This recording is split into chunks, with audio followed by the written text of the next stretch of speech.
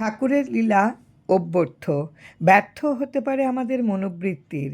আমরা কেহ কেহ কখনো কখনো ঠাকুরের কথা মানতেও দ্বিধা করি, হয়তো তার পরম ভাব বুঝতে পারি না। যে তিমিরে আছি সে তিমিরেই থাকতে চাই চিরকাল, কিছুতেই আমাদের মনের অশৌচ ঘুচে না। ঠাকুর আতুর ঘরে গেলেন, সেখানেই প্রসূতি মাকে ওই অবস্থায় নাম দিলেন।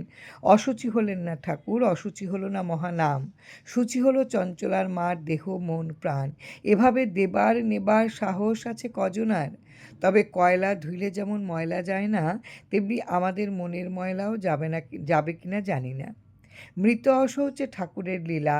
সংসারের এক নিষ্পাপ শিশু জন্মিলে বা আপনজন কেহ মারা গেলে আমরা গোষ্ঠীশুদ্ধ সকলে যেন অপবিত্র হয়ে যাই।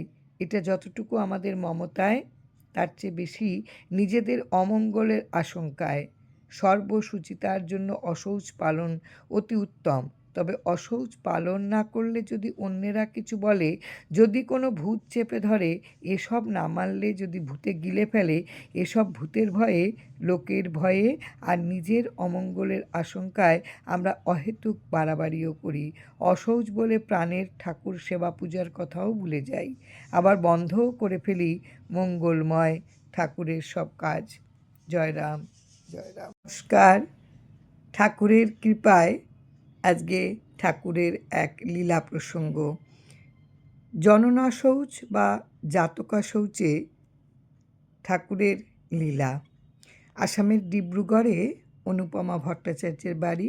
প্রায় প্রতি বছর ঠাকুরের উপস্থিতিতে এখানে উৎসব হয়। এবারও উৎসবের আয়োজন হয়েছে, ঠাকুরও শ্রীদেহে উপস্থিত আছেন। পাশের বাড়ির চঞ্চলার মা, অভাবের সংসার, তাই সকলের বাড়িতে কাজকর্ম করেন। এবার উৎসবে ঠাকুরের নাম পাবার বাসনা তার মনে মনে, কিন্তু আশা করলেই কি হয়?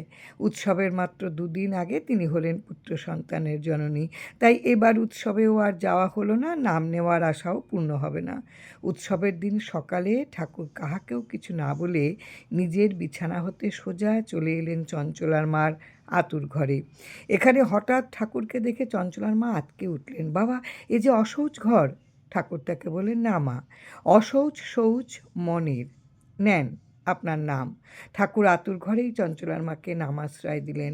চঞ্চলার মা ঠাকুরকে 4 আনা পয়সা দক্ষিণা দিয়া প্রণাম করলেন। ঠাকুরও সেখানে হতে সোজা এসে বিছানার উপর নির্বিকারভাবে বসে রইলেন।